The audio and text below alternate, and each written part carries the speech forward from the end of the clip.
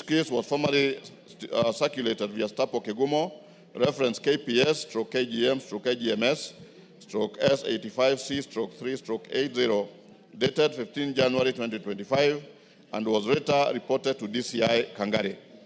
His 3 mobile numbers were all switched off. Forensic tracking requests were submitted to Safaricom and Airtel, with reports confirming that 2 of his numbers were last active on the 6th of January 2025. On the 29th of January 2025, DCI officers led by Kangare Sub-County Criminal Investigation Officer visited Patrick's home and conducted a thorough search, but no significant findings emerged. Statements from family members have been recorded, and an inquiry file number 5 of 2025 opened. The case is still pending an investigation. On actions being taken by the Minister of Interior and National Administration to ensure that the said persons are expeditiously traced and united with their families, and perpetrators of their disappearances are brought to book. Honorable Speaker, investigations into all 4 missing person cases are ongoing, with efforts focused on forensic analysis, witness statements, and other leads. Arrests have already been made in the connection with David Gitau minor's disappearance, while the other cases remain under active inquiry. The police remain committed to resolving these matters and providing regular updates to the concerned families. On measures put in place by the Ministry of Interior and National Administration to ensure the safety of residents of Mareira sublocation in Kegumo constituency, Honorable Speaker, the government has employed the following measures to enhance security across the country. One is increased police patrol and presence, strengthening both foot and mobile patrols to prevent crime, or enforcing police visibility in key areas such as residential neighborhoods, marketplaces, and transport hubs. Number 2, establishment of anti-abduction squad. A dedicated response team has been formed which will be domiciled at DCI headquarters to swiftly handle reported abduction cases. On expedited investigation, the police will swiftly handle all reported cases, ensuring prompt arraignment in court of law of those found culpable to deter future criminal activities. On enhanced crime reporting channels, the public is encouraged to anonymously share crucial intelligence through the Fichua Kwa DCI toll-free hotline 0800-722-203, ensuring confidentiality in reporting of crimes and the safety of whistleblowers. On revitalizing community policing initiatives, reactivating inactive community policing committees to improve collaboration between police and the community, fostering information sharing and early identification of security threats. Plans put in place by the Ministry to provide more vehicles to Kegumo Police Station to facilitate security. Honorable Speaker, the government is procuring more vehicles to ensure or to enhance operational efficiency, effectiveness, and mobility within Kegumo Sub-County. And the planned allocations are as follows. I hope the member is listening.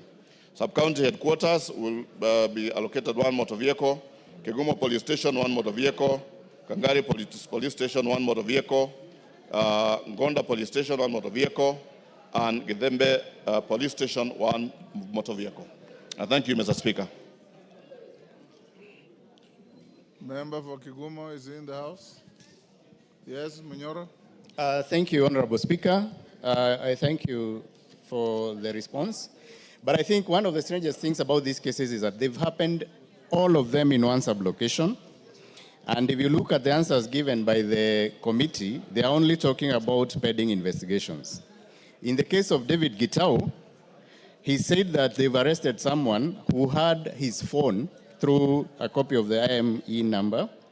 And I think it would have helped us to know what he's been charged with, whether he's confessed to either being part of the people that has caused the disappearance of Gitau, and whether he has any connection with the other disappearances. Honorable Speaker, they've talked about increased patrols in the region, and I would have liked to hear about the frequency, whether they've increased the number of police officers. We are told about forensics. It's unfortunate that in the case of James Buru Kariuki, his disappearance was reported on the 8th of January, and the report from Safaricom says that his phones were switched off on the 26th of January, which means it's 18 days later. So there is a lot of information that is not there, and I would like to get some clarity from the committee. Lastly, on the motor vehicles, I think we've gotten promises many times. I would like to know timelines, because buying motor vehicles is about budgeting and making sure that this is done. So kindly, could the committee tell us when we'll be able to get our motor vehicles? And I'm happy that they've said they'll give us 5 vehicles for patrols. I thank you, Honorable Speaker. Kara, do you have any response to those clarifications? Sir? Yeah, thank you, Mr. Speaker.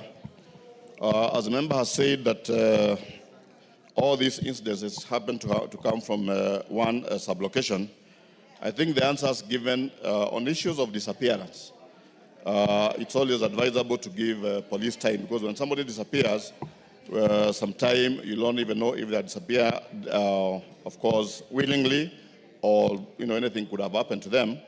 But Mr. Speaker, I believe we give police more time to do the investigations. And as we have seen on the case of David Gitau, the arrest that has already been made, the issue of how the police were able to arrest the suspect is through the IMI number. And I think that indicates that indeed the police are working, and they have indicated that they will continue looking for the other persons through forensic ways. The issue of increased patrols, Mr. Speaker, I think that depends very much on the strength of the police officers in that particular area. And I can tell this House that now that you're going to do the budgeting, as a committee, we are requesting that we get more funding